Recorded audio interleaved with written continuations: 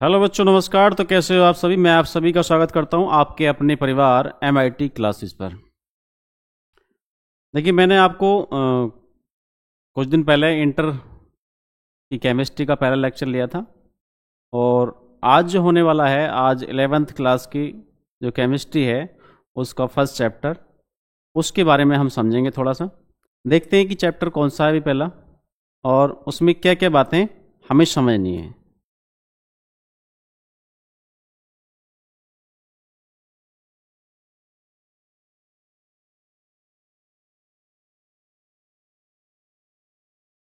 देखिए,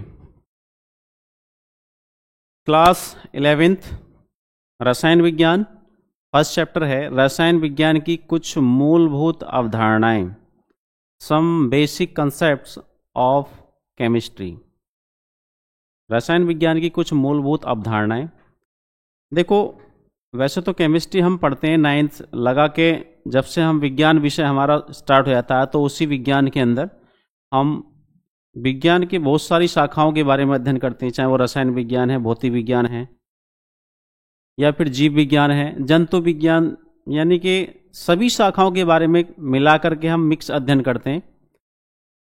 लेकिन जैसे ही हम 11th क्लास में आते हैं, तो केमिस्ट्री का एक बहुत बड़ा रोल हमारे लिए, मतलब हमारे जीवन में एक इम्पोर्टेंट रोल प्ले करती है केमिस्ट्री, और यहाँ से स्टार्ट होती है। रसायन विज्ञान की कुछ मूलभूत अवधारणाएं, मतलब रसायन विज्ञान को समझने के लिए हमें कौन कौन सी बातों को समझना होगा। कुछ बेसिक बातें हैं, कुछ मूलभूत हमारी अवधारणाएं हैं, अपने अपने विचार वैज्ञानिकों ने प्रस्तुत किए हैं, जो विज्ञान में शामिल होने वाली जो शब्दावली हैं जैसे परमाणु है, पदार्थ है, तत्व है, यौगिक है, अणुसूत्र है, अणुभार है, परमाणु क्रमांक है, या फिर नाभिक है, प्रोटॉन, न्यूट्रॉन। ये तमाम जितने भी रसायन विज्ञान में हम जिनका अध्ययन करते हैं, उन सब के बारे में यहाँ पर हम चर्चा करने वाले हैं।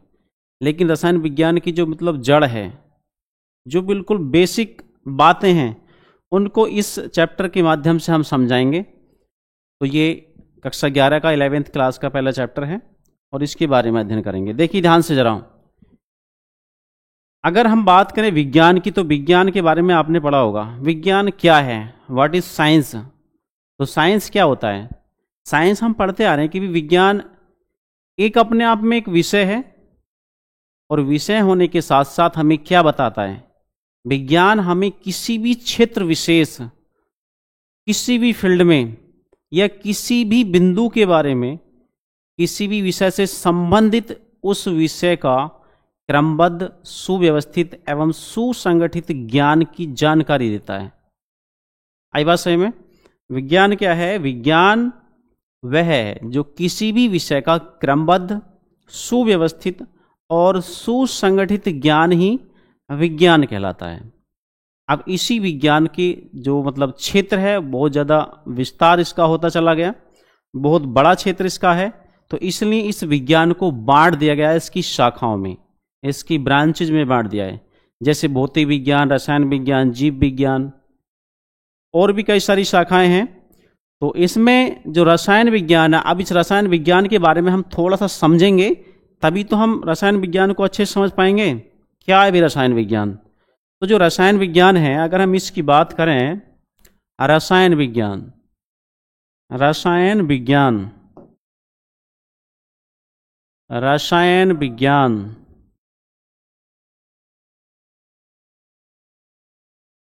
यानी केमिस्ट्री, केमिस्ट्री इसके बारे में। तो रसायन विज्ञान हमें क्या, किस चीज का बोध कराता है, इससे हमें किस चीज की शिक्षा मिलती है, इन बातों का ज्ञान होता है। तो पूरा रसायन विज्ञान जो है, ये बस एक ही इसकी अवधारणा, एक ही मूलभूत इसकी कंसेप्ट है। क्या? कोई भी पदार्थ आप ले लीजिए, चाहे वो मूल पदार्थ है और चाहे वो कोई व्युत्पन्न पदार्थ है, यानी किसी अन्य पदार्थों के माध्यम से उसको बनाया गया है, उन सभी के निर्माण में किन किन का मुख्य योगदान रहा है, या किन किन से वो मिलकर बना है, उन सभी का क्रमबद्ध जानकारी, और उन सभी के बारे में उनके जो केमिकल प्रॉपर्टीज हैं, फिजिकल प्रॉपर्टीज हैं, इन सभी के बारे में जानकारी कौन देता है? रसायन विज्ञान देता है। अर्थात विज्ञान की वह शाखा जिसके अंतर्गत हमें इस बात का पता चलता है कि किसी पदार्थ का संगठन क्या है, कंपोजिशन, मतलब वो किन किन घटकों से मिलकर बना है, उसके रासायनिक गुण क्या है, यानी आंतरिक गुण कह सकते हैं, उसके भौतिक गुण क्या है, बाहरी बनावट, रंग, रूप, साइज, शेप, इस तरह की। तो इन सभी बातों के बारे में जो बोध हमें होता है, इन सभी का बोध जिस भी विज्ञान की शाखा के अंतर्गत किया जाता है उसे ही कहते हैं रसायन विज्ञान। ठीक है, अब देखिए रसायन विज्ञान के अंदर हम सबसे पहले हम पदार्थ को समझेंगे। पदार्थ क्यों? प्रकृति का निर्माण, जो ये पूरा का पूरा ब्रह्मांड है, इसका निर्माण पदार्थ से हुआ है। आप जिधर भी देखेंगे, जिधर भी नजर आपकी जाने वाली है, सब जगह पदार्थ ही पदार्थ है। आप अपने आप को देख लो, किसी अन्य बॉडी को देख लो, किसी पेड़ को और किसी चट्टान को, पत्थर को, लकड़ी को, लोहे को, प्लास्टिक को, कपड़े को, किसी भी पदार्थ को आप मतलब किसी भी निकाय को आप देखते हैं तो वो सब क्या है? पदार्थ है। अब इस पदार्थ का निर्माण भी तो कैसे न कैसे हुआ होगा। जैसे मान लीजिए हम मकान बनाते हैं, तो मकान बनाने के लिए हमें ईंट चाहिए। सबसे पहले तो हमको भूमि चाहिए, तो भूमि तो है ही। इसके लिए इसके अतिरिक्त जो मुख्य जो कंपोनेंट्स है, जो घटक है इस मकान के निर्माण के लिए, वो है ईंट। यानी ईंटों से मिलकर के एक मकान तैयार किया जाता है। उसी प्रकार कोई भी पदार्थ है, कोई भी मैटर, इसको हम द्रव्य भी कहते हैं या फिर अंग्रेजी में इसको मैटर कहते हैं। मैटर या फिर द्रव्य, आपने 9th क्लास में पढ़ा होगा, पदार्थ, मैटर या फिर द्रव्य। तो द्रव्य आपने पढ़ा है कि द्रव्य क्या है? जो स्थान घेरता है, जिसमें भार होता है, जिसका अध्ययन हम अपनी आंखों से, कानों से, त्वचा से, यानी ज्ञानेंद्रियों के माध्यम से कर सकते हैं, वो सब का सब क्या है? पदार्थ है।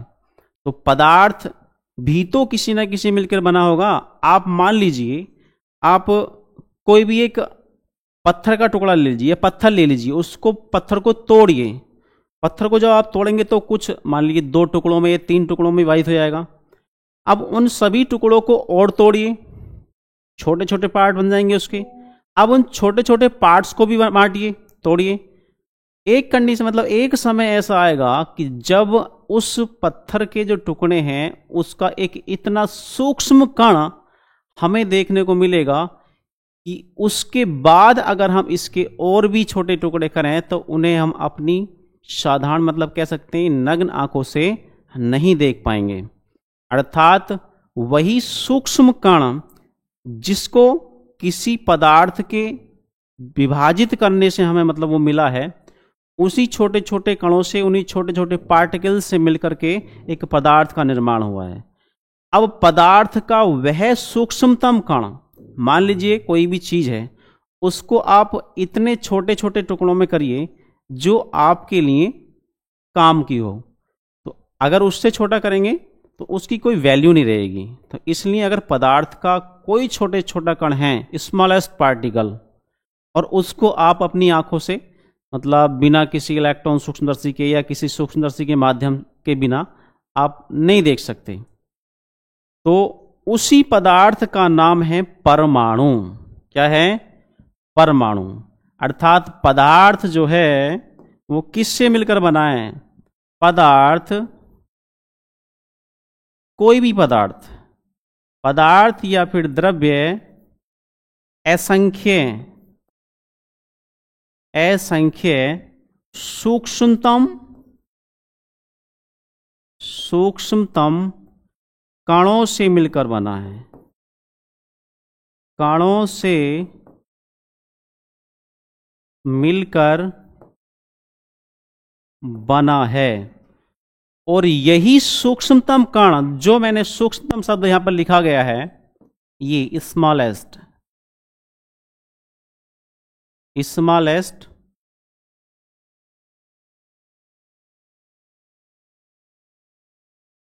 जो ये स्मॉलेस्ट है,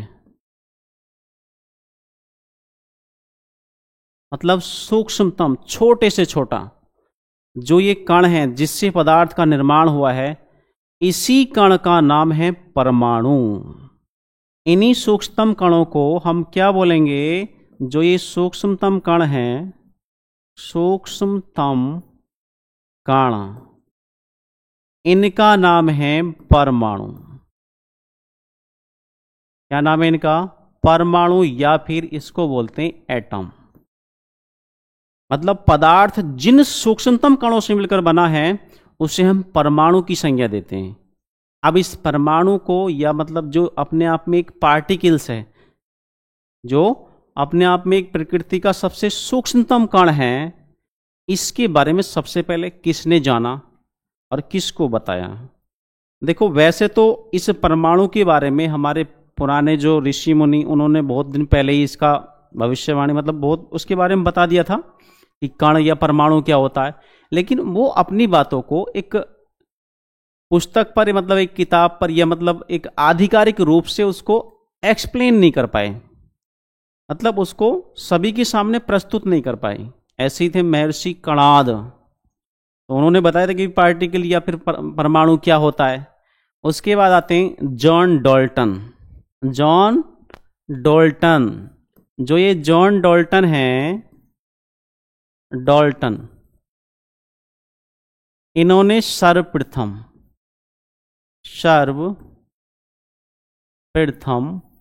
परमाणु को आधिकारिक रूप से, यानी छोटे से छोटे कण को आधिकारिक रूप से परमाणु की संज्ञा दी थी, जिसके बारे में हम अगले चैप्टर में पढ़ने वाले हैं कि डॉल्टन का परमाणु सिद्धांत, परमाणु मॉडल। तो ये था परमाणु क्यों, किसके बारे में, मतलब परमाणु के बारे में सबसे पहले किसने एक्सप्लेन किया, किसने समझाया।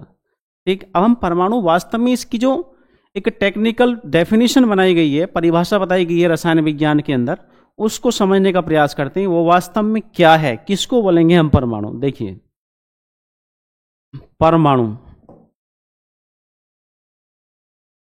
परमाणु, एटम, ठीक है। तो परमाणु के बारे में ये बात बताई गई जब अलग अलग वैज्ञानिकों ने अपने अपने मत प्रस्तुत किए, अपने अपने थ्योरी प्रस्तुत की, और उन सभी को आपस में कोऑर्डिनेशन के माध्यम से ये बात आई कि भाई परमाणु को हम किस प्रकार से परिभाषित कर सकते हैं। तो इसमें ये बताया गया कि परमाणु क्या है। परमाणु के बारे में इन्होंने बताया कि परमाणु भाई क्या है, वह सूक्ष्मतम कण है। नंबर एक तो इन्होंने बताया कि ये प्रकृति का सूक्ष्मतम कण है। प्रकृति का सूक्ष्मतम कण, प्रकृति का सूक्ष्मतम कण या फिर पार्टिकल,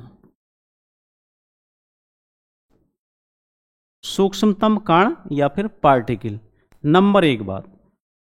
दूसरी बात इन्होंने ये बताई, ये वह छोटे छोटा कण है जिससे मिलकर के पदार्थ बना है, या जिनसे मिलकर पदार्थ बनता है, जिनसे मिलकर पदार्थ या द्रव्य का निर्माण हुआ है। ठीक है, दूसरी बात ये होगी। पहली बात थी कि ये सूक्ष्मतम कण है प्रकृति का, मतलब इससे सूक्ष्म कण और कोई नहीं हो सकता। दूसरी बात, ये ऐसे कण हैं जिनसे मिलकर ही इस पृथ्वी पर, इस ब्रह्मांड में जितने पदार्थ हैं उन सब का निर्माण हुआ है।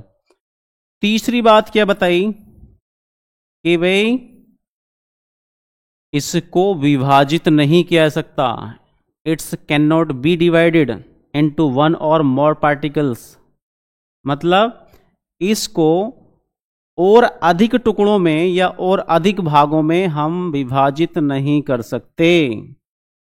इसको विभाजित नहीं किया जा सकता, इसको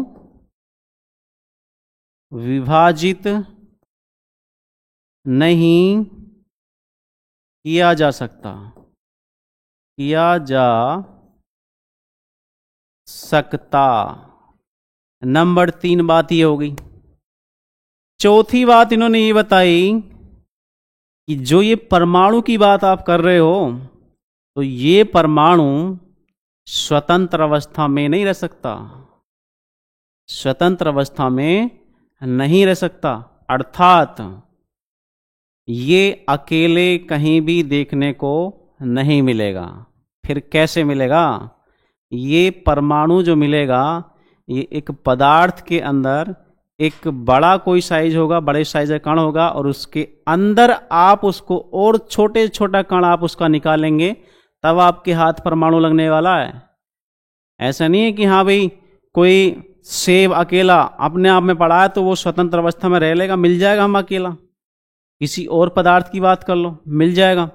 परंतु ये परमाणु स्वतंत्र अवस्था में नहीं रह सकता। It can not be remain in free state in nature. यह है स्वतंत्र अवस्था अर्थात अकेला। स्वतंत्र अवस्था में लिखो, स्वतंत्र अवस्था,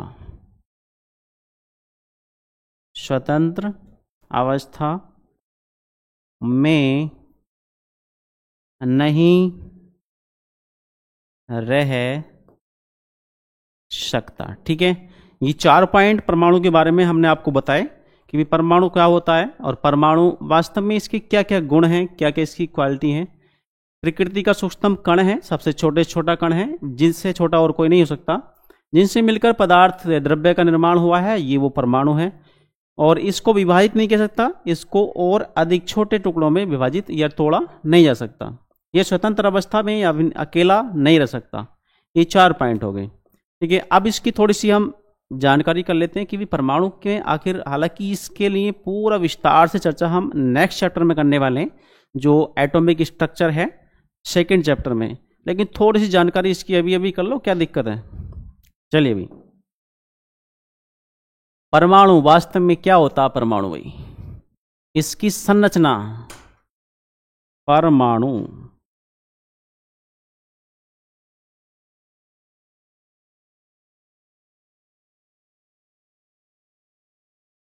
परमाणु देखिए, परमाणु की संरचना यानी कि एटॉमिक स्ट्रक्चर,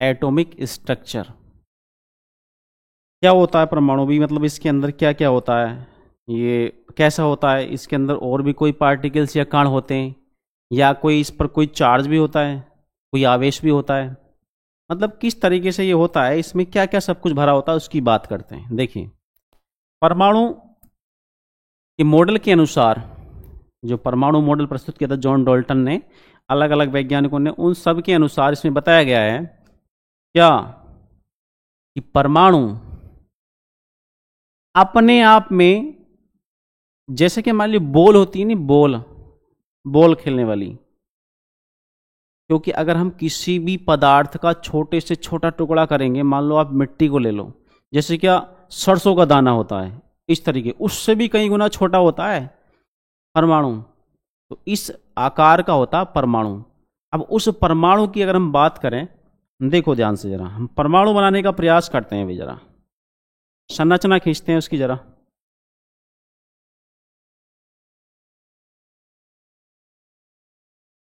देखिए ध्यान से, परमाणु, अब ये जो परमाणु है, इसके बिल्कुल बीच में, बिल्कुल बीचों बीच में, बिल्कुल बीचों बीच की बात अगर हम करें, ये तो अब रफ नहीं होगा भाई, चलो करते हैं कोशिश, इसको सारे को ही ना हटा दें।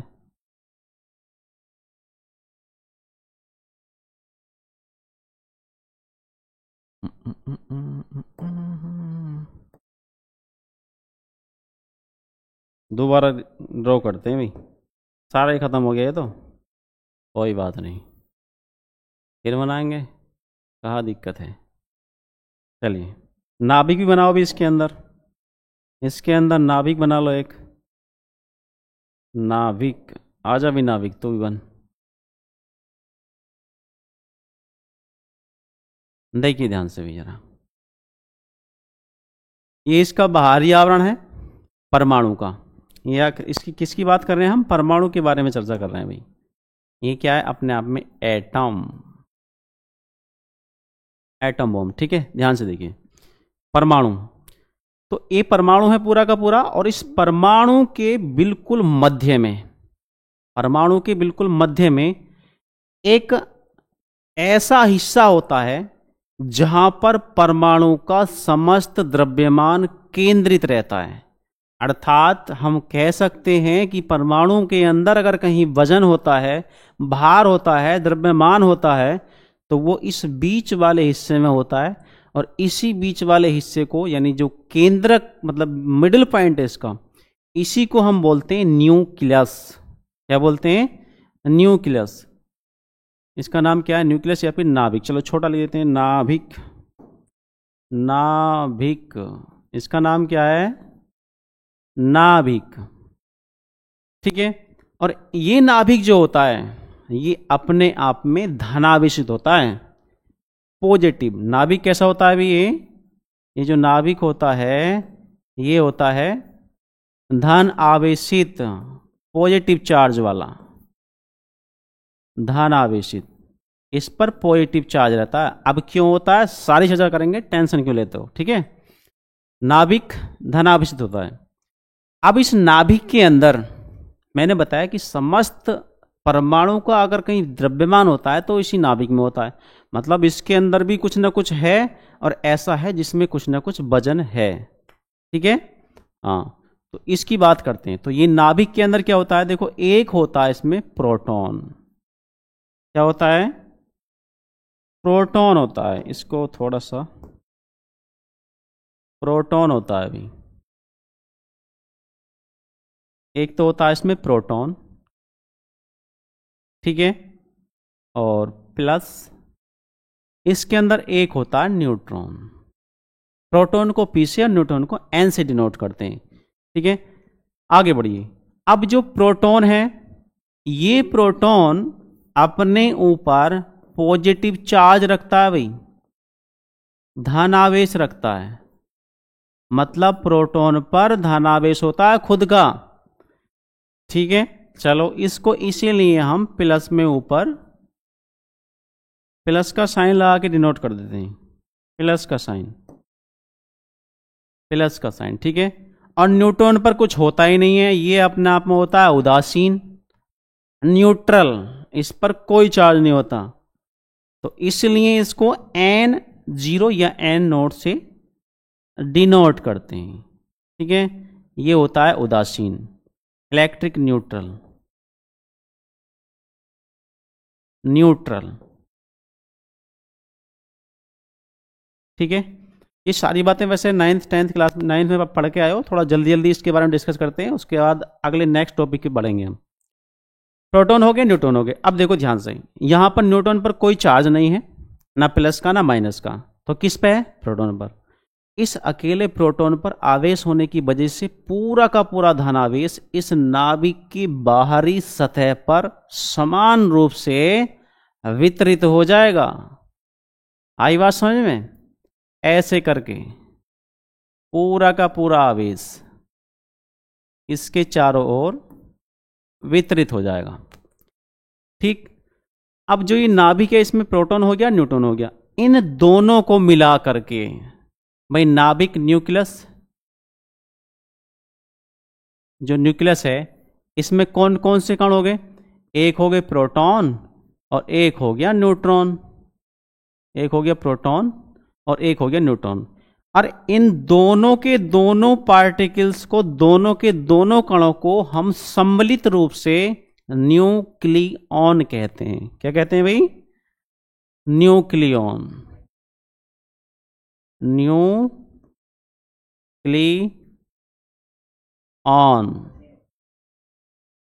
ठीक है भाई, तो ये मैंने बताया कि जो नाभिक है, न्यूक्लियस है, इसको हम केंद्रक भी कहते हैं।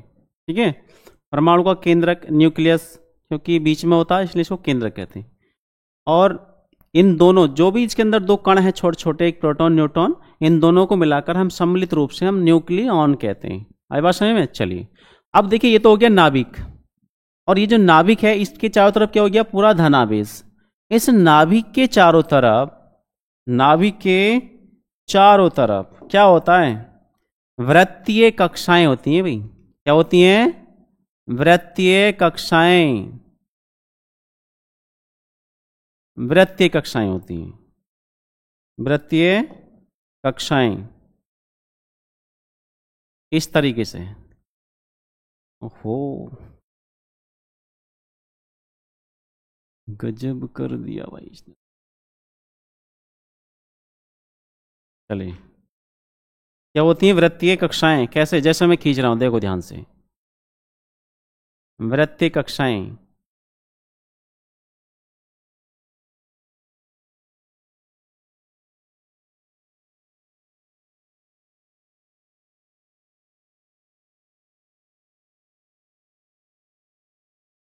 खींचेगा नहीं क्या भाई ये? चलो दूसरा खींचते हैं।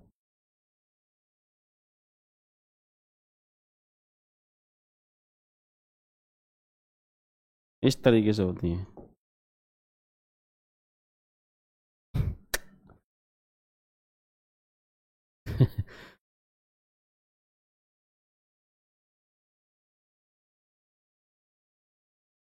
देखिए,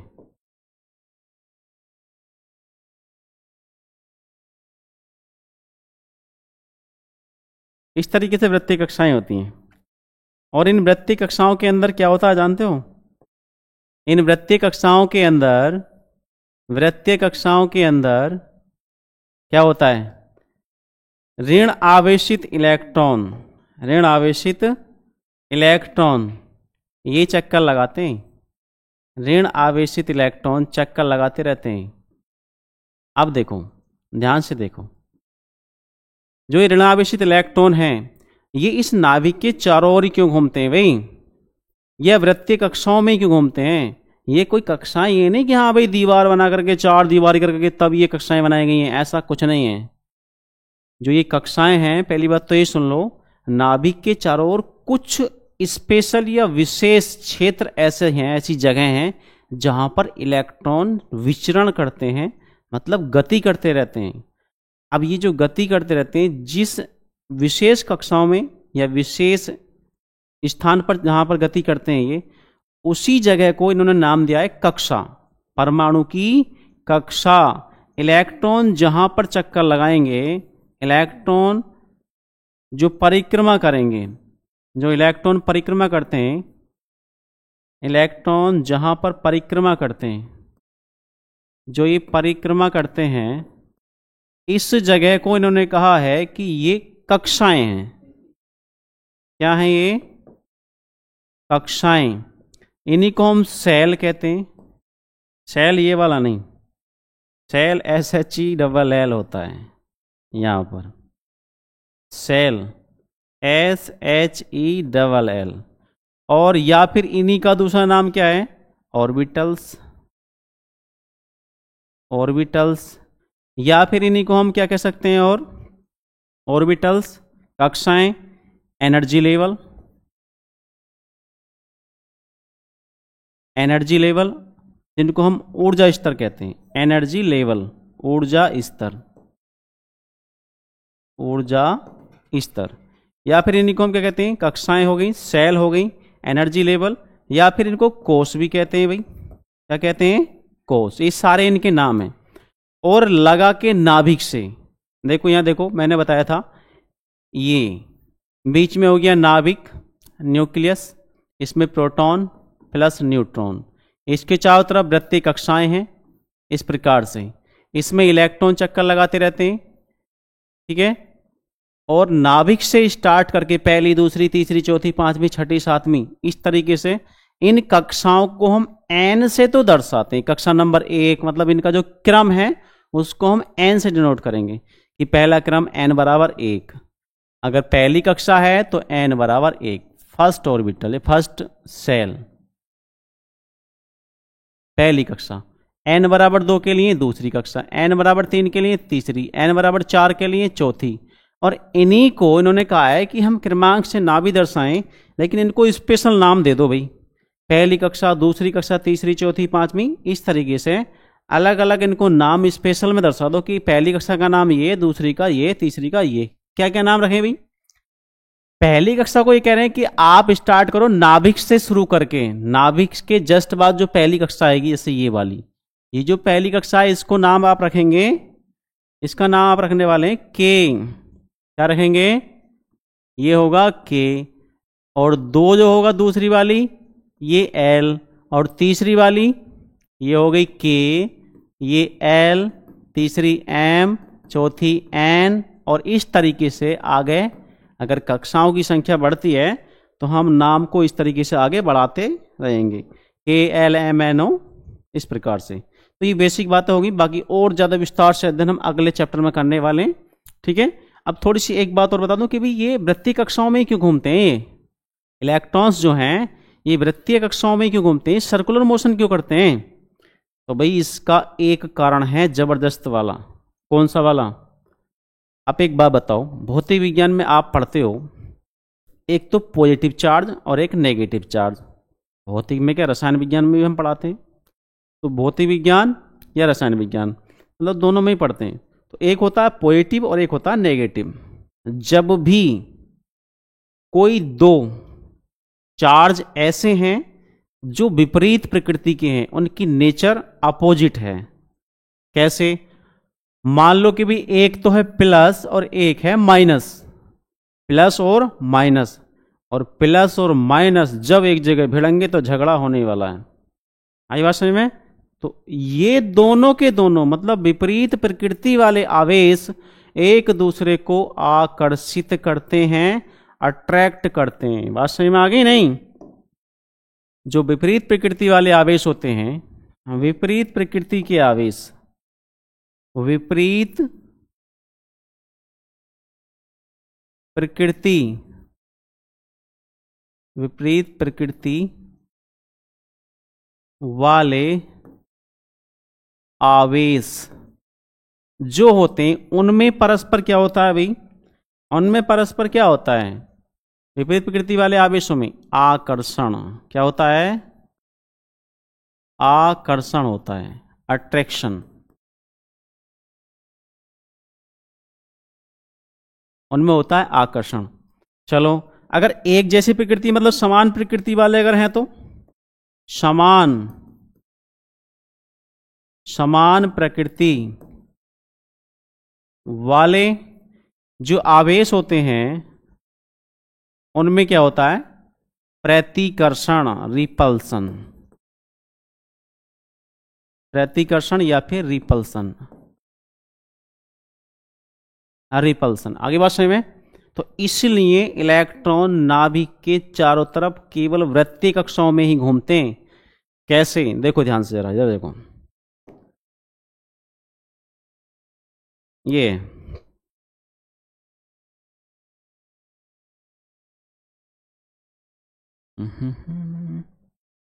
आगे बढ़ते जाते भाई, थोड़ा सा ना हो रहा तो आगे बढ़, और क्या।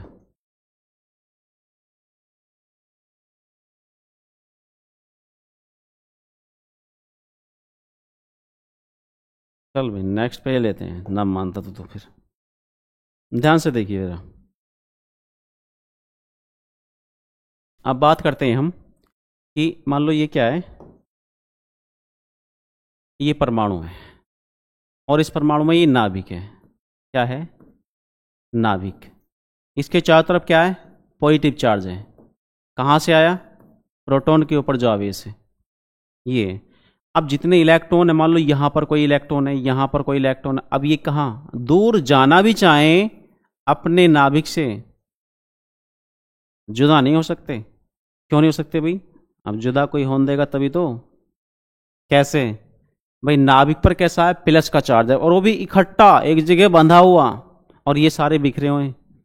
तो बताओ, एक जब खूब ताकतवर ग्रुप एक ताकतवर ग्रुप है और एक क्या है, सामने खड़ा है कोई, उससे मुश्किल से 15वां 20वां हिस्सा मतलब वो होगा, उसकी ताकत होगी।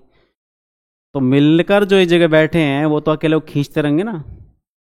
इसलिए प्रत्येक इलेक्ट्रॉन पर ये नाभिक वैद्युत आकर्षण बल आरोपित करता है, मतलब लगाता है, और जिस कारण ये इलेक्ट्रॉन इस नाभिक की तरफ खिंचे हुए रहते हैं और ये घूमते रहते हैं गोलाकार कक्षाओं में। ठीक है, चलिए ये बात समझ में आ गई होगी।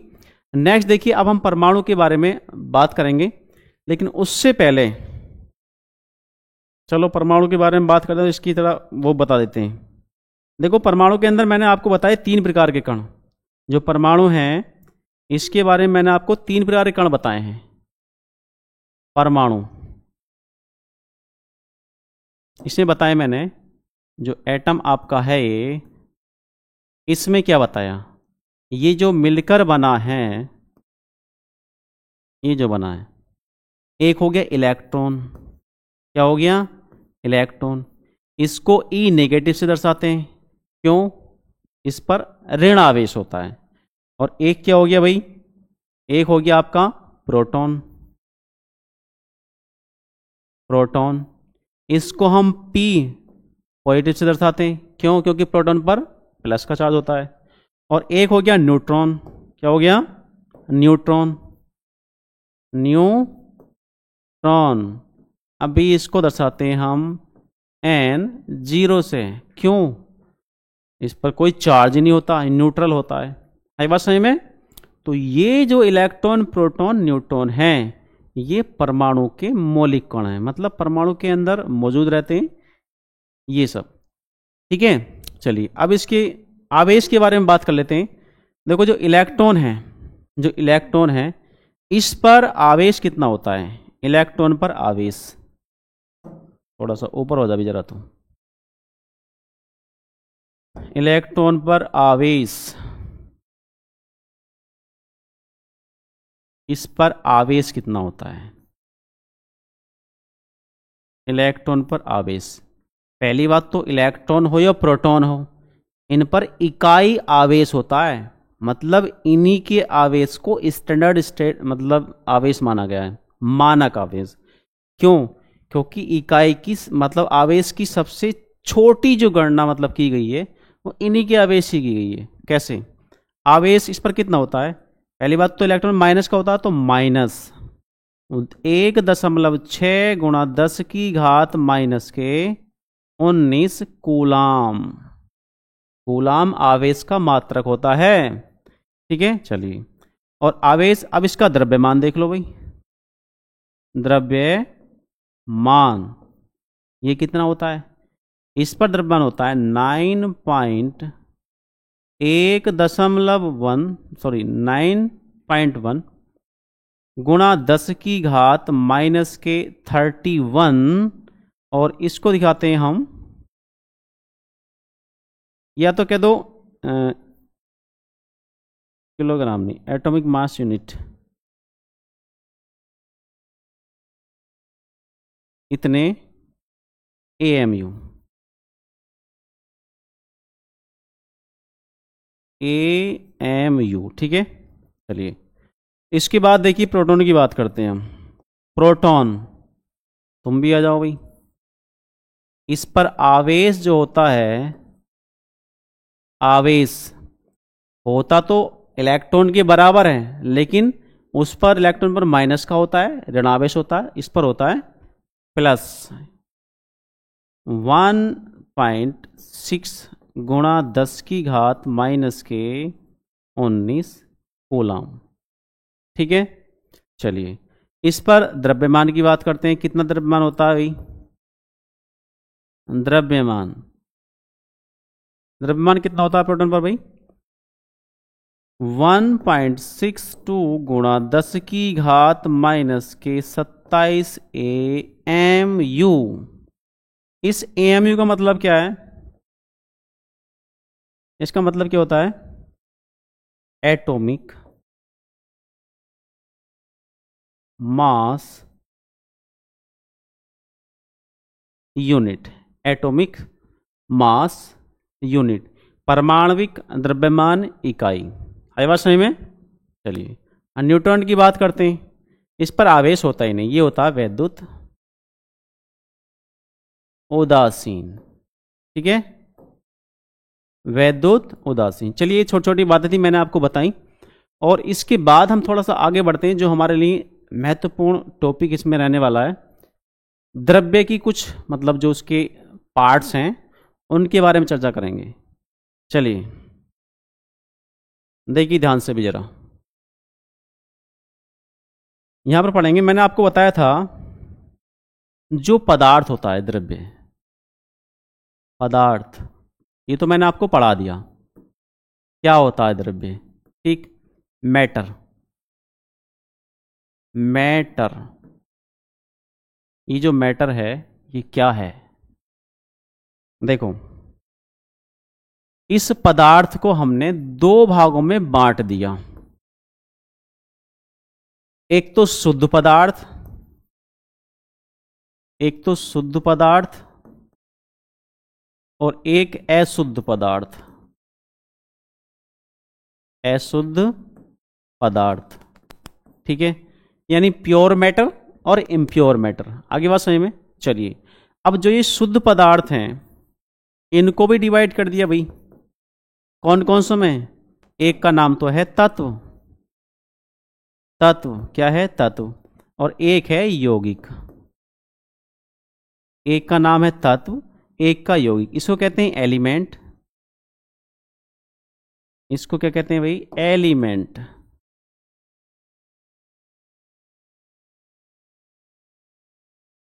एलिमेंट कहते हैं इसको। और इसको कहते हैं कंपाउंड। बात समझ में आ रही है तुम्हारे? तत्व, एलिमेंट या यौगिक, ये तो हो गए शुद्ध पदार्थ। और अशुद्ध पदार्थ जैसे कि मिश्रण। अब तुम कहोगे मिश्रण क्यों है साहब ये अशुद्ध पदार्थ? मिश्रण, इसको बोलते हैं मिक्सचर। आगे बात सही में?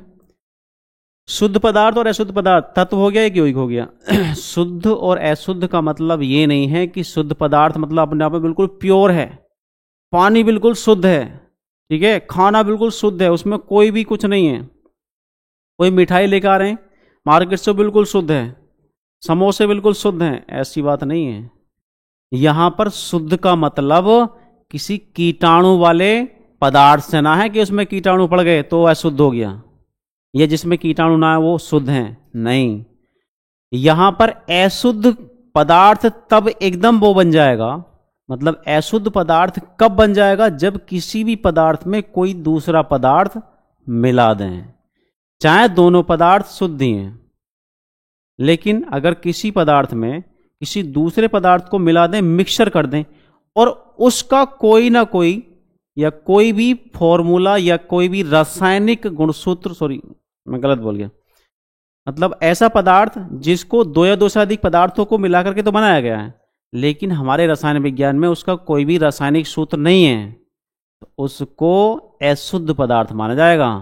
कैसे? देखिए ध्यान से, जो ये मिश्रण है, इस मिश्रण को बांट दिया इन्होंने फिर से दो पार्ट्स में। मिश्रण को भी बांट दिया भी इन्होंने। कौन कौन सो में? देखो ध्यान से। एक तो हो गया आपका समांगी मिश्रण। क्या? समांगी मिश्रण, समांगी मिश्रण। और एक हो गया आपका विषमांगी मिश्रण, विषमांगी मिश्रण, ठीक है। चलिए, इसको बोलते हैं हम होमोजीनियस।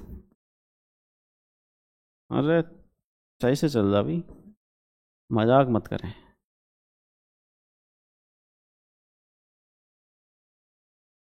इसको बोलते हैं होमोजीनियस, होमोजीनियस मिक्सचर। और इसको बोलते हैं हम हेट्रोजीनियस, हेट्रोजीनियस मिक्सचर, ठीक है। ये बात सही में आ गई। चलिए, अब जो ये समांगी मिश्रण है, ये समांगी मिश्रण ऐसा मिश्रण है जिसको देखो, मिश्रण पहली बात तो बनाया ही तब जाएगा जब उसमें कम से कम 2 या 2 से अधिक पदार्थ होने चाहिए, कम से कम 2 पदार्थ तो होने ही चाहिए। तो अगर मिश्रण आपने 2 पदार्थों को मिला के ऐसा बनाया है जिसको किसी भी साधारण विधि से अलग नहीं किया जा सकता, पहली बात तो अलग किया ही जाएगा, लेकिन किसी केस में आपने कोई ना किसी विधि मतलब कोई जटिल प्रक्रिया के माध्यम से अलग कर लिया, वो अलग बात है। लेकिन ज्यादातर केसेस में क्या होगा, ऐसा मिश्रण जिसको हम या जिसके घटकों को फिर से अलग अलग नहीं कर सकते या जिसके अवयवों को हम अलग अलग नहीं देख सकते, वो मिश्रण कहलाएगा समांगी मिश्रण। और इसी समांगी मिश्रण का मतलब आगे चलकर मतलब जितने भी उदाहरण देखने को मिलेंगे उनमें से अधिकांश जो उदाहरण हैं वही कहलाते हैं विलयन। मतलब समांगी मिश्रण को ही क्या कहते हैं भैया, विलयन कहते हैं। क्या कहते हैं? विलयन कहते हैं। समांगी मिश्रण क्या कहते हैं? विलयन। ठीक है, सॉल्यूशन, सॉल्यूशन। ठीक है, और जो ये विषमांगी मिश्रण है इसका नाम है कोलाइडी। कोलाइडी। अब तुम कहोगे कैसे कैसे भाई, ये तो बताओ जरा हमें। विलयन कौन सा होगा, मतलब समांगी मिश्रण कौन सा होगा, और विषमांगी मिश्रण या कोलाइडी कौन सा होगा? देखो विलयन, जैसे आप ये देखो एग्जाम्पल, आपने चीनी और इसको जल में मिला दिया, चीनी को जल में मिला दो, नींबू का रस, नींबू का रस इसको जल में मिला दो। ठीक है, और कोई सा ले लो, आप अल्कोहल को पानी में मिला दो। अरे दारू पी जाती ना अल्कोहल को मतलब पानी में मिला के, हाँ तो वो वाला भी। अब देखो कोलाइड कौन सा होता है, जैसे आपका रक्त, ब्लड जो होता है ये अपने आप में कोलाइड ही है। क्या रक्त का कोई फॉर्मूला पढ़ा है आपने? अरे रसायन विज्ञान में कोई फॉर्मूला पढ़ा है? नहीं। क्या दूध का पढ़ा है? मिल्क जो होता है। मतलब कहने का ये है कि वो पदार्थ या वो मिश्रण जिनको आप अलग अलग नहीं देख सकते वो तो विलयन हो ही गया, समांगी मिश्रण। विषमांगी मिश्रण आप देख सकते हो। कैसे? आप मिट्टी को पानी में घोलो और पानी में घोल के जब घुमाओगे ना उसे, तो उसे कण जो मिट्टी के हैं वो आपको दिखाई देंगे। आप नमक को मिट्टी में ऐसे ही मिला दो, देख लेंगे। आप बाजरे के जो दाने होते हैं उसको मिट्टी में मिला दो। ठीक है, तो ये हो गया विषमांगी मिश्रण। तो मिश्रण का पहली बात तो कोई भी रासायनिक सूत्र ही नहीं होता है, तो इसलिए मिश्रण चाहे विलयन है चाहे कोलाइडी है, दोनों के दोनों क्या है, मिश्रण के ही पार्ट हैं। तो इनका क्या है, ये अपने आप में क्या है, अशुद्ध पदार्थ हैं। आई बात समझ में? चलिए अब हम हमारा जो टॉपिक मेन है उस पर आते हैं। ध्यान से देखिए, हमने आपको बताया कि शुद्ध पदार्थ में कौन कौन से आते हैं भाई। शुद्ध पदार्थ, जो ये शुद्ध पदार्थ है इसकी बात करते हैं। इसमें पहला आता है तत्व। क्या है भाई? तत्व। जो ये एलिमेंट है ये क्या है, देखो परमाणु से थोड़ा सा बड़ा मान लो, या परमाणु का बड़ा रूप, स्वरूप, वो तत्व कह तो नहीं सकते, लेकिन इतना है कि समझने के लिए परमाणु से बड़ा जो अगला तत्व आएगा, कण आएगा, वो आएगा तत्व, एलिमेंट्स। तत्व जो होता है ना, शुद्ध क्यों माना गया है? क्योंकि ये एक ही तत्व के परमाणु से बना होता है। क्यों भाई? तत्व क्यों है शुद्ध? मतलब क्या होता है तत्व? एक ही प्रकार के परमाणुओं से मिलकर बनता है। जैसे, अब तुम कहोगे कैसे भाई? भैया लोहा ले लो जाकर, लोहा जो होता है लोहा। अब लोहे में कोई चांदी धस रही है कहीं से? कैसे नहीं धस रही ना, तो लोहा क्या अपने आप में शुद्ध है। भाई लोहे के अंदर लोहे के तो पार्टिकल होंगे, उसके तो कण होंगे, चाहे आप इतना बड़ा टुकड़ा ले लो चाहे छोटा टुकड़ा ले लो। तो लोहा अपने आप में क्या है, एक तत्व है जो एक ही प्रकार के परमाणु से मिलकर बनता है। चांदी ले लो, चांदी में चांदी होएगी और कुछ ना होगा। आप सोना ले लो, और तो और आप क्या लेंगे, आप प्लेटिनम की छड़ ले लो। तो ये सब क्या है, तत्व हैं, मतलब एक ही प्रकार के परमाणुओं से मिलकर बनता है। जैसे आप सोडियम तत्व अपने आप में, सोडियम, मैग्नीशियम, क्लोरीन और आयोडीन, और क्या, कैल्शियम और मैग्नीज, जितने भी 118 तत्व अब तक ज्ञात हैं, हमारी जो आवर्त सारणी में कुल जो पेरियोडिक टेबल हमारी है उसमें कुल कितने 118 इतने एलिमेंट्स उस आवर्त सारणी में सजा कर रखे गए हैं। तो वो सब के सब क्या है, शुद्ध पदार्थ हैं। चलो इस तत्व का तो हो गया काम। अब आगे बढ़ते हैं, हम पढ़ते हैं यौगिक। चलो यौगिक को भी देख लो। यौगिक, यौगिक क्या है भाई, यौगिक इसको बोलते हैं कंपाउंड। कंपाउंड, अब देखो ध्यान से, मैंने बताया कि सबसे छोटा हो गया परमाणु। परमाणु स्वतंत्र अवस्था में रह ही नहीं सकता, किसी न किसी के साथ, मतलब अपने साथियों के साथ रहेगा या अपने घर में रहेगा, अकेला तो कहीं एक मिनट नहीं ठहर सकता वो। तो परमाणु क्या हो गया, सबसे छोटा। उससे थोड़ा सा बड़ा साइज किसका आया, तत्व का, जो अपने आप में क्या एक शुद्ध पदार्थ है। एक और शुद्ध पदार्थ है, उसका नाम है यौगिक। अभी थोड़ी देर पहले मैंने आपसे जिक्र करा था कि शुद्ध पदार्थ वो सारे के सारे हैं जिनका रसायन विज्ञान के अंदर कुछ ना कुछ प्रतीक है, सिंबल है, या फिर उनका कोई अणुसूत्र या रासायनिक सूत्र है। तो उनमें से क्या है, एक यौगिक, कंपाउंड। तो कंपाउंड क्या है, देखिए कंपाउंड का सीधा सा मतलब होता है जो जुड़ के बना है, जिसको जुड़ करके बना है। तो जो ये कंपाउंड है, जानते हो क्या है कंपाउंड, दो या दो से अधिक तत्वों के परमाणुओं के रासायनिक संयोग से बनने वाला निकाय यौगिक कहलाता है। लेकिन बनना कैसे चाहिए, एक निश्चित अनुपात में मिलाया जावे उनको। दो या दो से अधिक जो तत्वों के परमाणु आप ले रहे हो, उन तत्वों के परमाणुओं को एक निश्चित अनुपात में लोगे। कैसे निश्चित अनुपात, कैसे भाई, मान लीजिए आपको जल बनाना है, जल भी तो अपने आप में एक यौगिक है भाई।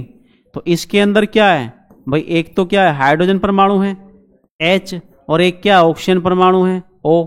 इस हाइड्रोजन परमाणु, कितने परमाणु इसके बोलो भाई, दो हैं, और ऑक्सीजन है कितना है, एक। कहीं भी आप ऐसा नहीं कर सकते हैं कि हाइड्रोजन के 3 परमाणु ले लो और ऑक्सीजन के ले लो 2, जल बना दो, कतई नहीं हो सकता, किसी भी कीमत पर नहीं हो सकता। आप NaCl बनाएंगे, NaCl, night ammonia, sorry sodium का आपको 1 परमाणु लेना पड़ेगा और क्लोरीन का भी 1 लेना पड़ेगा। अगर आपने 1 के 2 ले लिए और 1 का 1 ले लिया, असंभव, बिल्कुल नहीं बनेगा। मतलब जो भी तत्व के परमाणु को आप मिलाओगे ना, निश्चित अनुपात में ही मिलाओगे, और जब मतलब तब जो वो बनेगा पदार्थ, या तब जो निकाय बनेगा, उसे ही हम यौगिक का नाम देंगे। आई बात समझ में। तो जब दो या दो से अधिक तत्वों के परमाणुओं को एक निश्चित अनुपात में मिलाया जाता है, तो जो बनने वाला निकाय है उसी का नाम है यौगिक। ठीक है, लिख दो भी परिभाषा, लिखो। जब दो या दो से अधिक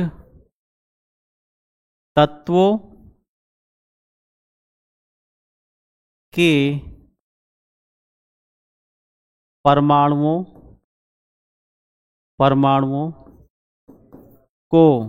को एक निश्चित अनुपात में मिलाया जाता है, तब जो निकाय या निकाय या पदार्थ बनता है उसे क्या कहते हैं? यौगिक कहते हैं। उसे यौगिक कहते हैं। जैसे क्या?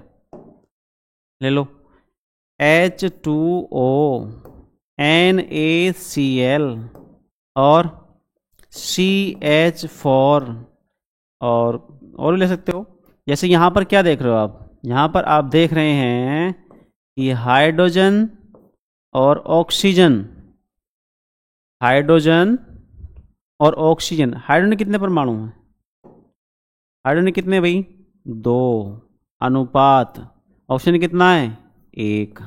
ठीक है, यहां आ जाओ, यहां पर आ जाओ भाई, यहां पे देख लो, सोडियम में कितने परमाणु हैं? 1। Cl कितना है? ये भी 1। निश्चित अनुपात में मिला रहे हैं। यहां आ जाइए, कार्बन में कितने परमाणु हैं?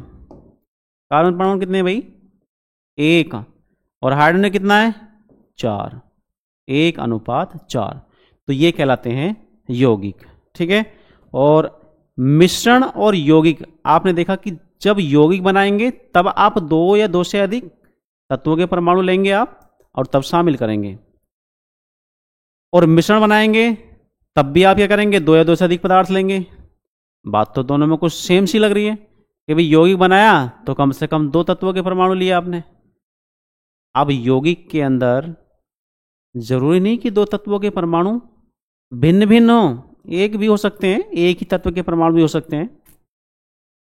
और मिश्रण जो बनता है, लेते तो 2 हैं, लेते तो 2 तत्व मतलब 2 पदार्थ हैं, उनको मिलाते हैं, लेकिन यौगिक में जो पदार्थ मिलाए जाएंगे, जो तत्वों के परमाणु मिलाए जाएंगे, उनको निश्चित अनुपात में मिलाओगे। लेकिन मिश्रण में आप किसी भी अनुपात में मिला दो, मिश्रण बनके तैयार हो जाएगा। जल में आप हाइड्रोजन के 2 परमाणु लेंगे, ऑक्सीजन का 1 लेंगे, तब ही जल बनने वाला है। मिश्रण में आप, अगर आप खिचड़ी बनाओगे तो चावल डाल दो और उसमें क्या डाल दो? पानी। थोड़ी सी ज़्यादा गल जाएगी, पानी ज़्यादा डल जाएगा तो क्या दिक्कत है? बनेगी खिचड़ी। तो किसी भी अनुपात में मिला दो भाई मिश्रण में, तो उसमें कोई दिक्कत वाली बात नहीं है। लेकिन यौगिक में एक निश्चित अनुपात में आप मिलाएंगे तभी यौगिक बनने वाला। कितने मिनट की होगी भाई जरा बताना? 58। और ले लूँ आधा घंटा ना, मैं तो सोच रहा हूँ यार इसे कुछ थोड़ा ख़त्म कर लेता, अभी और लेता हूँ हैं। चलो भाई आगे बढ़ते हैं। नेक्स्ट देखिए, अच्छा अगला पेज लेना पड़ेगा। चलो भाई आ जाओ, ध्यान से देखो भाई। अब जो इसमें हम पढ़ेंगे, अब ये तो मैंने बता दिया आपको। चलो थोड़ा सा एक चर्चा कर लेते हैं कि भी इलेक्ट्रॉन जो इसके अंदर है, हम पढ़ रहे हैं परमाणु के अंदर इलेक्ट्रॉन हमने पढ़ा है, इसकी आखिर थोड़ी सी खोज कैसे की गई, इसके बारे में चर्चा करेंगे। तो इलेक्ट्रॉन की खोज, इलेक्ट्रॉन की खोज कैसे की गई? जो इलेक्ट्रॉन है इसकी खोज कैसे कैसे हुई, इसके बारे में थोड़ी सी बात कर लें, उसके बाद बढ़ जाएंगे आगे। देखो, इलेक्ट्रॉन पर ऋणावेश होता है, ये तो मैंने बात आपको बता दी। कितना होता है ये बता दी, और कहाँ पाया जाता है ये बता दिया, किसके चारों तरफ घूमते हैं यही बता दिया, और किसके अंदर होते हैं ये बात भी बता दी, किन कक्षाओं में घूमते हैं वो भी बता दिया। ये सारी बात हम बता चुके हैं। अब इसकी खोज कैसे कैसे हुई, तो हुआ क्या, एक वैज्ञानिक है जिसका नाम है जे थॉमसन, इसको टॉमसन भी कहते हैं, जे थॉमसन, जे थॉमसन। ठीक है, इसको लिख ही देता हूं मैं हिंदी में भी, जे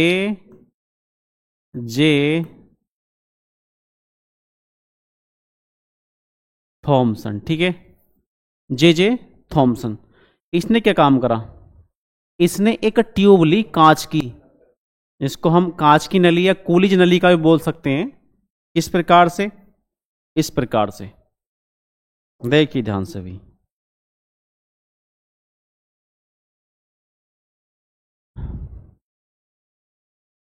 ये ओए, सही से बन जा भी, ए मत करे।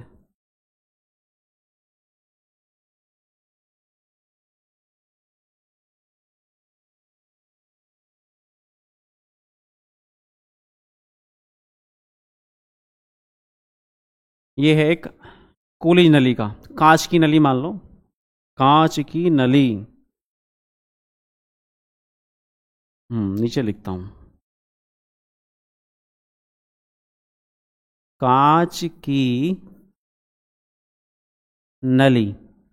और कैसी नली है? ये है वैक्यूम ट्यूब।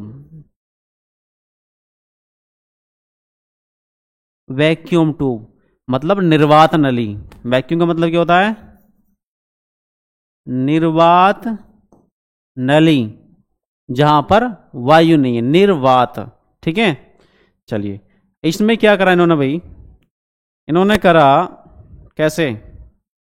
इसमें जितनी भी वायु थी वो सारी निकाल दी, इसको बना दिया वैक्यूम। अब वैक्यूम बनाने के बाद क्या करा इन्होंने? इसके अंदर दो मेटल की मतलब छड़ लगा दी, धातु की, कोई भी धातु ली उन्होंने, चाहे एक धातु की छड़ लगाई यहां पे, और एक धातु की छड़ लगाई यहां पर, ऐसे लगा दी। ठीक, लो इनका नाम लिख दूं मैं, धातु की छड़। धातु की छड़। धातु की छड़ लेने के बाद मैंने आपको बता दिया कि इस ट्यूब को पूरा खाली कर लिया गया, इसमें वैक्यूम मतलब निर्वात है, वायु नहीं है। अब क्या काम करा? इसमें क्या हुआ? यहां पर इन दोनों धातुओं की छड़ों को, धातुओं की दोनों छड़ों को किससे जोड़ दिया? एक हाई वोल्टेज बैटरी से जोड़ दिया। हाई वोल्टेज बैटरी से इसको इन्होंने जोड़ दिया भाई।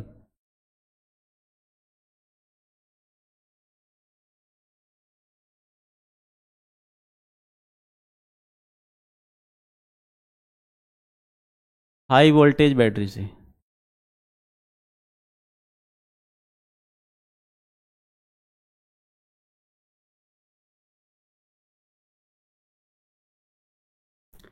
हाई वोल्टेज बैटरी, ये प्लस और ये माइनस, ये है हाई वोल्टेज बैटरी। आ रही बात समझ में? हाई वोल्टेज करंट से इसको जोड़ दिया है। इसमें ये काम करेगी आपके एनोड का। किसका? एनोड का। ये हो गई एनोड। प्लस वाले से इसको जोड़ेंगे, वो होता है एनोड। और ये हो गई आपकी कैथोड। ये दोनों टर्मिनल होते हैं, एक पॉजिटिव और एक नेगेटिव, एक ऋण टर्मिनल और एक धन टर्मिनल। जो प्लस वाला होता है उसको बोलते हैं हम एनोड, और जो माइनस वाला होता है उसको बोलते हैं कैथोड। अब जैसे ही इसको इन्होंने बैटरी से जोड़ा, करंट इसमें फ्लो करा, तो हुआ क्या? इन्होंने क्या देखा? इन्होंने ये देखा कि भाई कोई रंगीन कलर वाला है ना कोई सिस्टम इसमें है भाई, ये हो जाएगा।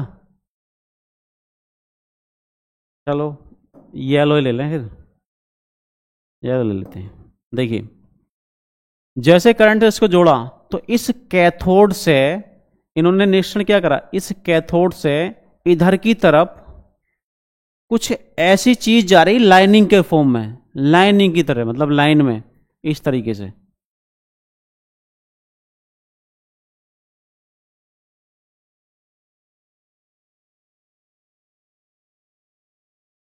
इस तरीके से।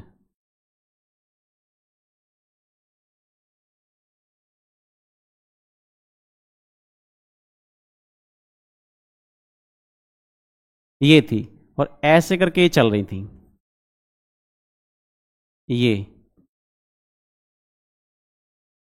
इधर की तरफ चल रही थी। ये जो डायरेक्शन थी इनकी, ये वाली थी। तो यहां से कैथोड से ये किरणें निकली और एनोड की तरफ भागने लगी। जब इन्होंने देखा भाई ये चक्कर क्या है, चक्कर जब देखा तो बोले ये कैथोड से निकलनी है, तो कैथोड से निकलनी इसलिए, कैथोड से ही ये निकली इसीलिए इनका नाम इन्होंने रख दिया कैथोड किरणें। क्या रख दिया भाई? इन्हीं किरणों को नाम इन्होंने दे दिया कैथोड किरणें, कैथोड रेज। क्या नाम दे दिया? कैथोड रेज या फिर कैथोड किरणें, कैथोड किरणें। अब कैथोड किरणें जब इससे कैथोड से निकली है, मतलब माइनस वाले टर्मिनल से प्लस वाले की तरफ ये दौड़ रही हैं, एनोड की तरफ, तो इसका मतलब इन्होंने ये भी पता लगा लिया, अंदाजा लगा लिया कि ये इधर से इधर क्यों दौड़ रही हैं, क्योंकि इन किरणों पर कोई ना कोई नेगेटिव चार्ज रहने वाला है, जिस कारण ये प्लस वाला एनोड इन किरणों को अपनी ओर अट्रैक्ट कर रहा है, खींच रहा है।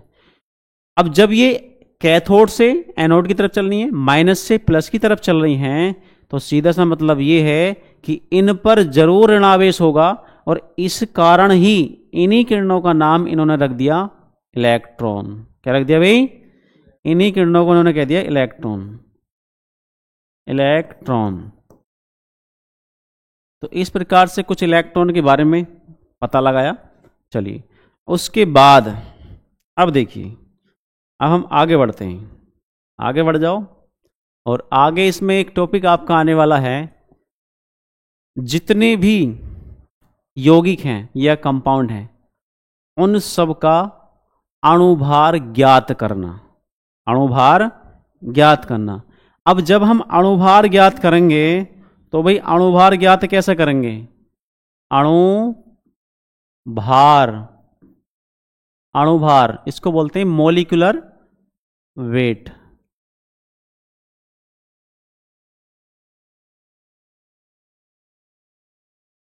या फिर मोलर मास भी कहते हैं इसको। जो अणुभार है, अणुभार का मतलब सीधा सा क्या है भाई? अणु का भार। अब अणु क्या चीज है? देखिए अणु जो है, अणु इसको बोलते हैं मॉलिक्यूल। मॉलिक्यूल जो ये अणु है, ये कैसे बनता है? अणु किसी एक ही पदार्थ के दो या दो से अधिक तत्वों के परमाणु से बन जाएगा। एक ही पदार्थ के दो या दो से अधिक तत्वों को मिला दो, संयोग कर लें वो, तब भी बन जाएगा अणु। और भिन्न भिन्न तत्वों के परमाणुओं को मिला दो, तब भी अणु बन जाएगा। कैसे? मान लीजिए आपने देखा होगा ऑक्सीजन। ये ऑक्सीजन कैसे बना भाई? एक ऑक्सीजन ये, एक ऑक्सीजन ये, दोनों ने आपस में रासायनिक संयोग करा, क्या बन गई? ऑक्सीजन। क्या देख रहे हो? ये भी ऑक्सीजन का परमाणु है, ये भी, तो एक ही तत्व के परमाणु हो गए, ऑक्सीजन बन गया। ऐसी क्या है? नाइट्रोजन, क्या बन जाएगा? N2। आप ले लो जल, इसमें क्या लेंगे हम? हाइड्रोजन। हाइड्रोजन इसको ऐसे लिखो, प्लस हाइड्रोजन प्लस ऑक्सीजन, क्या बनेगा? जल। लेकिन यहां पर हाइड्रोजन के दो परमाणु लेने पड़ेंगे, मतलब भिन्न भिन्न तत्वों के परमाणु को भी आप ले लोगे तब भी क्या बनेगा? अणु ही बनेगा। लेकिन ये ऑक्सीजन का एक अणु है, ऑक्सीजन का एक अणु, ये नाइट्रोजन का एक अणु, और ये जल का एक अणु, जल का एक अणु। अब देखो अणु की अगर हम बात करें, H2O अपने आप में एक यौगिक हो जाएगा। H2O जो है ये अपने आप में यौगिक हो जाएगा। ये तो यौगिक कह सकते हैं इसको तो हम, क्यों? इसके अंदर भिन्न भिन्न तत्वों के परमाणुओं ने भाग लिया है, इसको तो यौगिक कह देंगे। लेकिन जिसके अंदर एक ही तत्व के परमाणु ने भाग लिया है उसको यौगिक ना कहने के, उसको अणु ही कहेंगे। तो सभी यौगिक अणु हो सकते हैं, लेकिन सभी अणु यौगिक नहीं हो सकते। ठीक है, तो इस अणुभार के लिए हमें सबसे पहले अणु को समझा। अब अणु क्या होता है ये बता दिया। अणुभार क्या होगा भाई? अणु के अंदर जो भी कुछ है उस सब का भार। कैसे? आप ये मान के चलिए, मान लीजिए कोई आपके पास बैग है, कोई बैग है, और इस बैग के अंदर क्या है, इस बैग के अंदर मान लो 4 सेब हैं, 5 या 6, ये मान लो आपके पास एप्पल हैं। आपसे कहें कि भी थैले का बोझ बताओ, थैले का भार बताओ, तो क्या होगा, अरे भाई थैले में जितना वजन है वो, इसके अंदर जो सेब है उन सब का वजन जोड़ दो, वही तो थैले का भार कहलाएगा। अब ऐसी अणुभार है, तो अणुभार कैसे निकालेंगे, अरे अणु के अंदर जितने भी तत्वों के परमाणु हैं उन सभी परमाणुओं का परमाणु भार जोड़ दो, क्या कहलाएगा, अणुभार निकल के जाएगा। जैसे हम कहें कि भी ये ऑक्सीजन है, ये अपने आप में अणु है, इसका अणुभार क्या होगा, अरे ऑक्सीजन के 2 परमाणु हैं, इन दोनों परमाणुओं का परमाणु भार, वही तो होता है अणुभार। तो जैसे हम कहें कि भी ऑक्सीजन के 1 परमाणु का परमाणु भार 16, 2 हैं तो 1 16 और जोड़ो, कितना हो गया 32। इस तरीके से अणुभार ज्ञात करने वाले हैं हम, किसी यौगिक का भी, ठीक है, और उसके मतलब किसी भी अणु का या किसी भी यौगिक का अणुभार हम निकालेंगे। लेकिन उससे पहले हमें कुछ तत्वों के परमाणु क्रमांक भी पता होने चाहिए और उनके परमाणु भार भी पता होने चाहिए। चलिए पहले हम परमाणु क्रमांक के बारे में चर्चा करेंगे। परमाणु क्रमांक परमाणु क्रमांक, परमाणु क्रमांक इसको बोलते हैं एटॉमिक नंबर, एटॉमिक नंबर। परमाणु क्रमांक क्या होता है, 9th क्लास में आप पढ़ के आए हो, क्या पढ़ के आए हो, किसी भी परमाणु के अंदर जितने इलेक्ट्रॉन होते हैं या जितने प्रोटॉन होते हैं उनकी संख्या को ही हम परमाणु क्रमांक कहते हैं, एटॉमिक नंबर कहते हैं।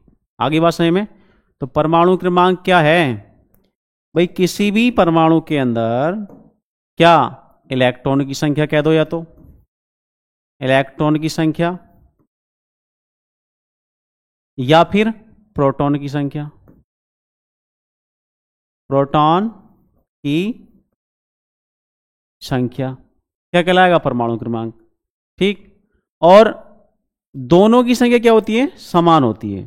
तो कुछ तत्वों के परमाणु क्रमांक मैं लिखा दूं और उनको याद करने की जिम्मेदारी आपकी है, ठीक है। चलिए यहां पे लिख देंगे हम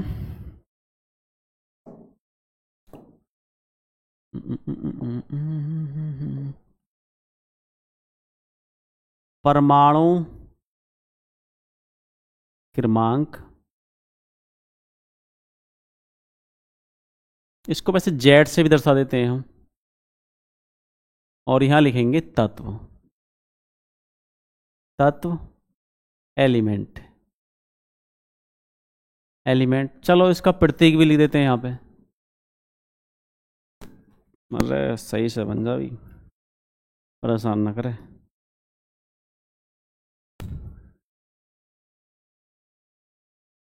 प्रतीक, सिंबल, ठीक है। देखिए यहाँ को है थोड़ा नीचे जरा, लिखने में आसानी रहेगी मुझे। देखो यहाँ पे मैं ऐसे लिख देता हूँ, परमाणु क्रमांक 1 2 3 4 5 6, इस तरीके से। एक किसका होता है, हाइड्रोजन का, हाइड्रोजन,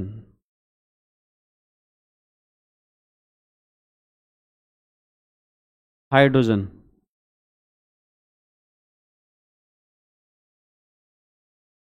हाइड्रोजन प्रतीक होता है H। 2 किसका होता है, लो ऐसे भी कर दूं ना मानते तो, 2 किसका होता है, हीलियम,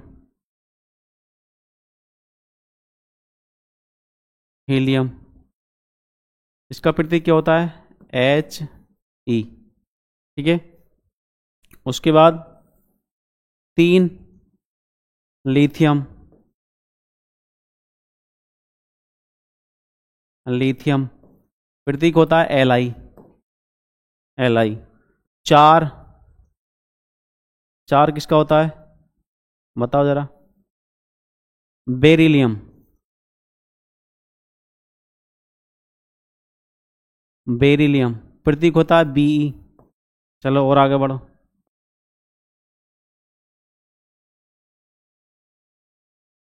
5 बोरॉन, बोरॉन 20 का प्रतीक होता है। 6 कार्बन, सी इसका प्रतीक होता है। नेक्स्ट, उसके बाद 7 8 9 10 11 12, 12 देख लो। 7 नाइट्रोजन, नाइट्रोजन एन होता है प्रतीक। 8 ऑक्सीजन,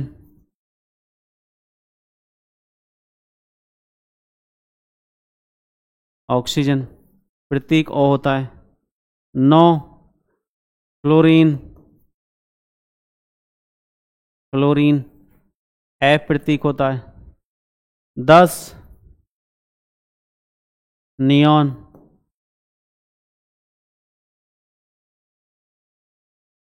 एनी प्रतीक होता है इसका। नेक्स्ट 11 सोडियम, एन ए प्रतीक होता है। उसके बाद 12 इसका होता है 12 मैग्नीशियम,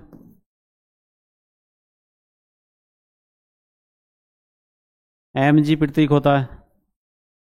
ठीक है, चलो इतने रहने दो, आगे को बार लिखने को लिख लो। 13 होता है एल्यूमिनियम का, 14 किसे होता है सिलिकॉन का होता है, इस तरीके से। 15 फास्फोरस का, 16 सल्फर का और 17 क्लोरीन का। इस तरीके से आपको याद कर लेने हैं ये। नेक्स्ट, अब हम परमाणु भार भी आपको याद करने हैं। परमाणु भार जैसे कुछ लिखा दूं, चलो लिख लो भाई।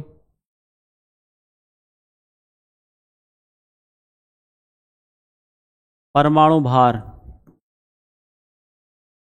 परमाणु भार एटॉमिक वेट, एटॉमिक वेट। ठीक है, वैसे परमाणु भार जो निर्धारित किया जाता है वो कार्बन 12, जो कार्बन 12 के कई सारे रूप होते हैं ना, तो ऐसी जो कार्बन 12 होता है, कार्बन 14 होता है, तो कार्बन 12 को आधार मानकर सभी तत्वों के परमाणुओं का परमाणु भार निर्धारित किया गया है।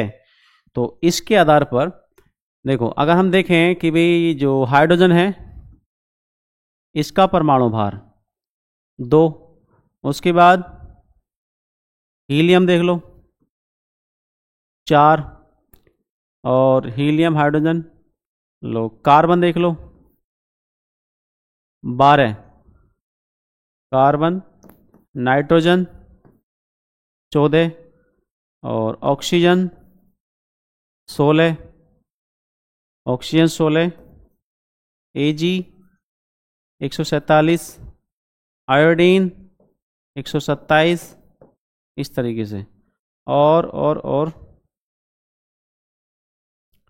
ऑक्सीजन, सोडियम 23, सोडियम का 23, और मैग्नीशियम 24, और क्या बचा भाई, बहुत सा, एल्यूमिनियम 27, पोटेशियम 39,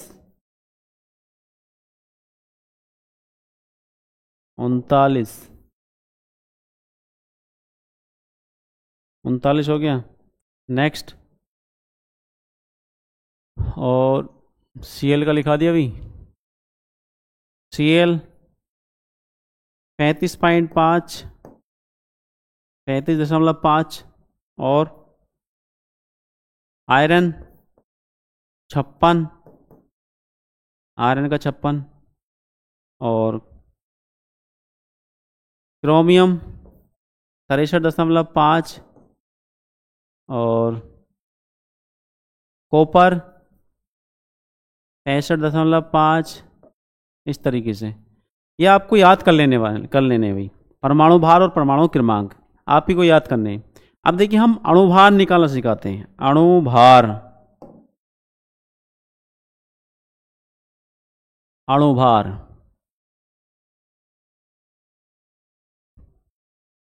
यौगिकों के अणुभार ज्ञात करना। तू खत्म हो जाए भाई यहां से।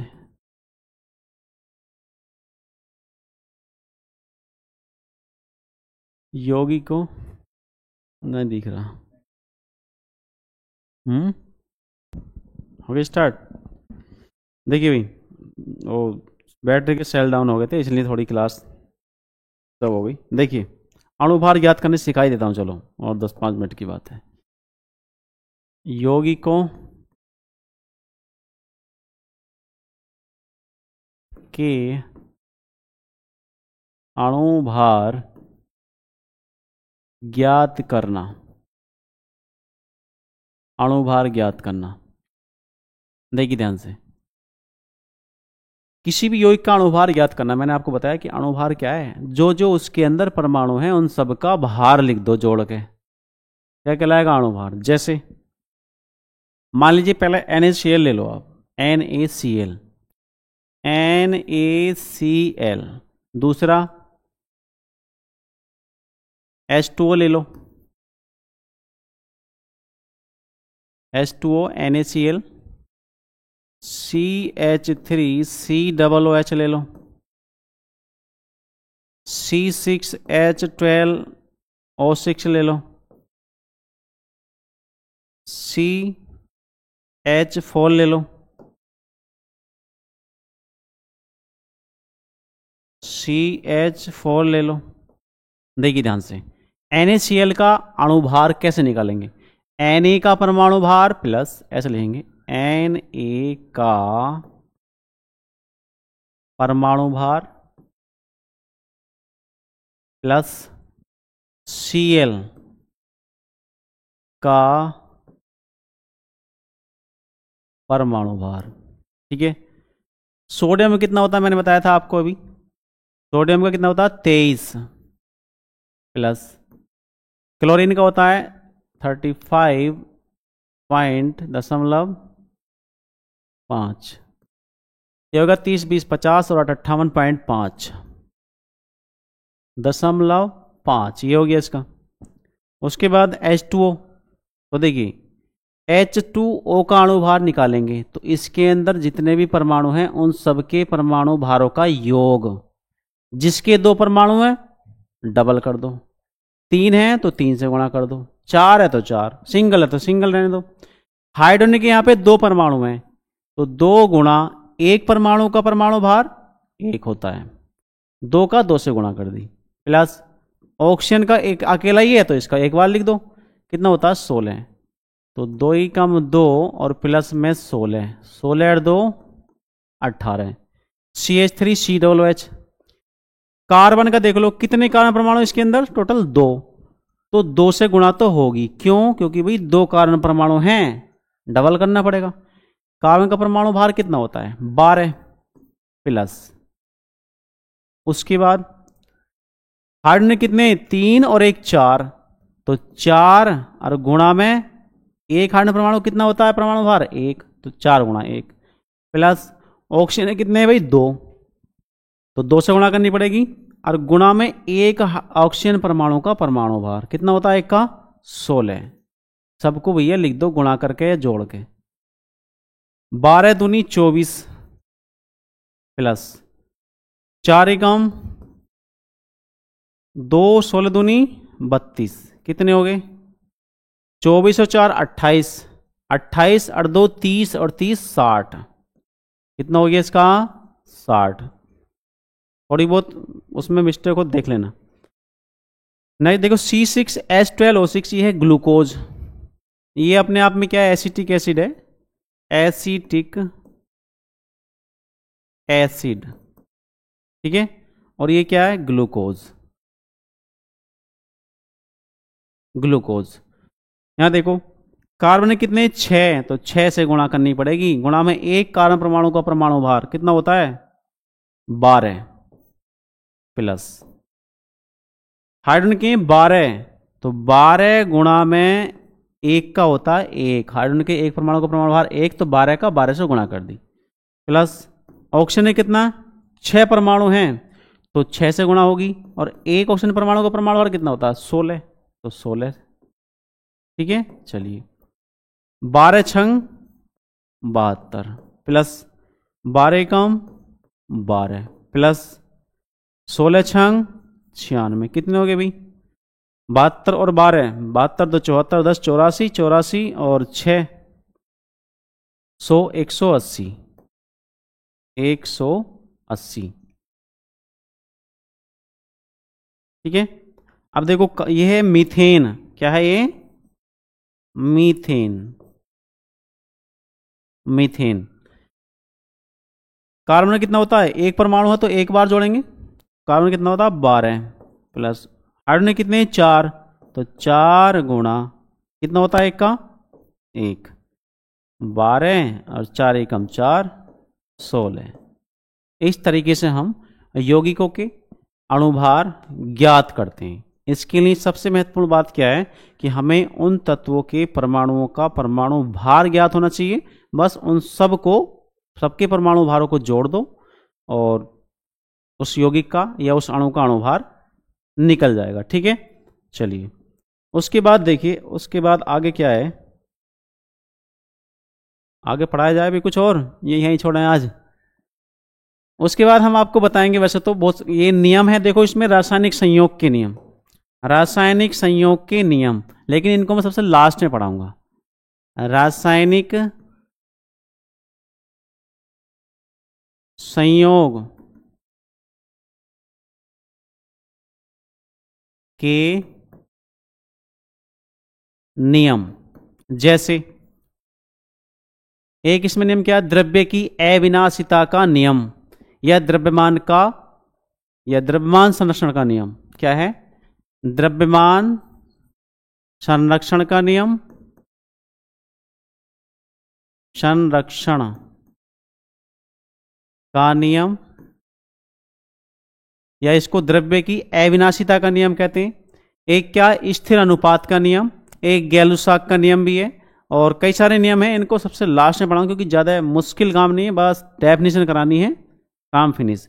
अब जो मैं पढ़ाने वाला हूँ, पढ़ाऊंगा आगे को अगले लेक्चर के अंदर, वो मैं आपको पढ़ाऊंगा क्या? सबसे बेस्ट जो टॉपिक आने वाला है, कौन सा है भाई?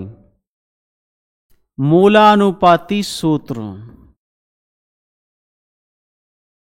मूलानुपाती सूत्र जानते हो क्या होता है? इसको बोलते हैं एम्पायरिकल। ओए होए होए, सही से लिखा था भाई। ओह चल भाई, तो खत्म ही हो। एम्पायरिकल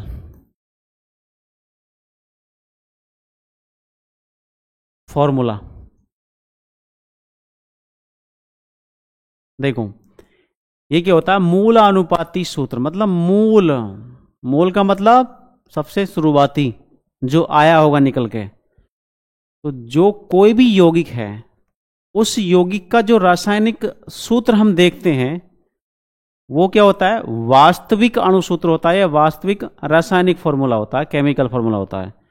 लेकिन उससे पहले वास्तविक कब बना होगा? पहले हमें उसके परमाणुओं का पता चला होगा कि हाँ भी कौन कौन से परमाणु कितनी कितनी संख्या में या कितने कितने अनुपात में। तो मूल अनुपात जो हुआ होगा, किसी भी यौगिक के अंदर जितने तत्वों के परमाणु हैं उनका शुरुआत में अनुपात कितना कितना रहा होगा, उसकी जानकारी या उसका बोध या ज्ञान कराने वाले सूत्र को हम मूलानुपाती सूत्र कहते हैं। कैसे? किसी भी यौगिक का मूलानुपाती सूत्र उसके या उसमें उपस्थित सभी तत्वों के परमाणुओं के सरल अनुपात का बोध कराता है, या जो भी सूत्र किसी भी यौगिक के सभी परमाणुओं के सरल अनुपात का बोध कराता हो या जानकारी देता हो उसे हम उसका मूलानुपाती सूत्र कहते हैं। ठीक है, चलिए अब देखो इसको हम बाद में शुरू करेंगे। वैसे तो कोई ज़्यादा मुश्किल ना, मुश्किल 10-15 मिनट का टॉपिक है, और कोई बात नहीं, अगले लेक्चर में देखेंगे इसको। ठीक है, आज के लिए इतना ही काफ़ी। आप सभी के लिए आशा करता हूँ कि मतलब आप सभी के समझ में ये आया होगा। अगर नहीं भी आया हो तो आप मुझे कमेंट सेक्शन में कमेंट करके बता देना कि क्या कहीं कमी तो ना रहेगी, या कहीं मैंने गलती से धोखे से कोई गलत लिख दिया हो तो उसके लिए क्षमा प्रार्थी हूँ। ठीक है, सभी का बहुत बहुत धन्यवाद।